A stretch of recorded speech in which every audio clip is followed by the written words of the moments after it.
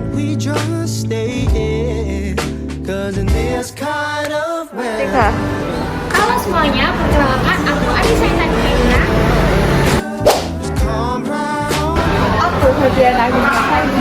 make yourself come Aku Vina Radiawati Rizky Adit. on me. Dan aku Anggita Murdiani. It's over, 'cause ain't nobody- Warisan budaya yang perlu kita and things they ain't perfect, but I wouldn't change a thing.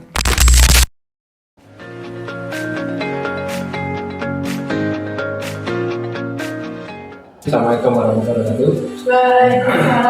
Hari ini ya kita lanjutkan materi yang terdahulu, yaitu tentang akulturasi budaya masjid dan Meru. Oke, jadi akulturasi sudah kalian tahu bahwa akulturasi adalah percampuran dua budaya yang berbeda melalui proses waktu menghasilkan satu budaya yang baru. Budaya yang baru apa? Yang kasih contoh materi yaitu tentang akulturasi budaya dan hal ini masjid, bangunan masjid dan Meru.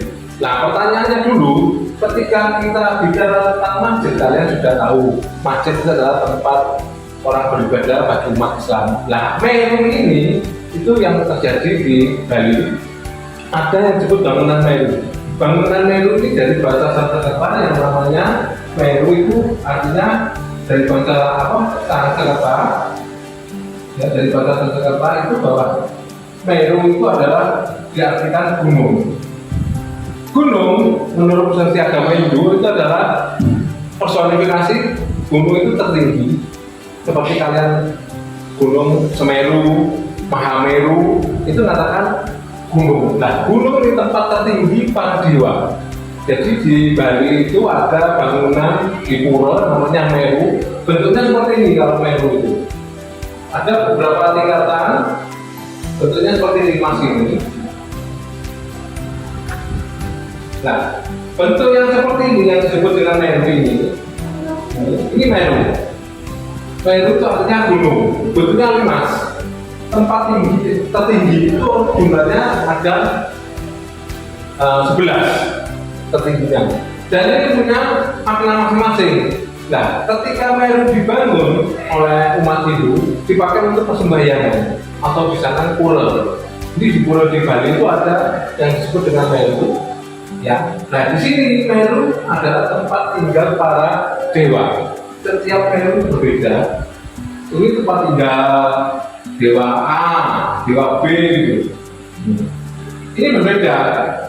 Sama ketika akulturasi Islam datang, supaya Islam itu dapat diterima dengan baik, akhirnya umat Islam atau penyebar Islam membentuk bangunan bentuk mirip seperti Meru. Mungkin kalian pernah lihat masjid. Masjid itu atapnya itu Meru. Kalau sekarang ini banyak. Nah, ini adalah tradisi yang dimiliki oleh bangsa Indonesia, Meru. Kalian lihat di bangunan masjid, pasti ada atapnya ini yang disebut dengan Meru. Nah, Meru ini agar supaya umat Islam pada waktu itu kan Hindu yang paling banyak agamanya, sehingga untuk menarik iki loh ada bangunan mirip seperti Meru agar kalian sama-sama sembahyang di situ. Di sini ada bangunan masjid, bangunan seperti Meru untuk menarik. Oh, nggak tahu nih, aku agama Hindu, oh ini orang Islam, tapi kok bangunannya sama Meru. Oh, aku kok aku sembahyang di situ. Nah, dari sini daya tarik orang Hindu pada waktu itu akhirnya tertarik untuk menganut agama Islam. Nah, agama Islam sudah dikenalkan seperti kalian ya, 2 kali syahadat, ya, terus kemudian iman, ya, 2 kali syahadat, iman, Islam, syahadat. Kemudian sampai akhirnya ada tingkatnya jumlahnya 5. Kalau ini jumlahnya Meru di agama itu ada 11 tertingginya, tapi kalau di agama Islam itu ada 5 tingkatannya di sini. Jadi urutannya 5. Yang pertama la ilaha illallah, 2 kalimat syahadat, yang ketiga iman Islam, kemudian yang keempat itu sampai akhirnya kelima yaitu rukun Islam. Ini semua punya makna sama seperti bangunan Meru yang di pura di Bali punya makna sama, cuman berbeda. Kalau Meru ini dewa, Dewa tertinggi di mana?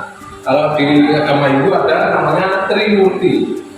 Trimurti ada tiga dewa yang harus disembah atau diagungkan, yaitu Brahmana, kemudian Siwa, sama Wisnu. Itu dia tingkatannya. Sama seperti ketika kita bangunan masjid sama. Cuman maknanya berbeda. Yang satu dewa, yang kita adalah urutannya 2 kalimat saja, ya, dan seterusnya. Nah, dari pembelajaran ini bisa kita ambil satu garis benang merahnya, bahwa warisan budaya yang perlu kita lakukan agar supaya kita sebagai generasi muda seperti kalian untuk mempertahankan, melestarikan apa yang perlu dilestarikan itu. Yang pertama, kalau bisa kalian ini melihat kondisi di lapangan. Kondisi lapangan, misalkan salah satu contoh yang kita bahas adalah bangunan masjid yang berakulturasi dengan budaya Meru, bangunan Meru.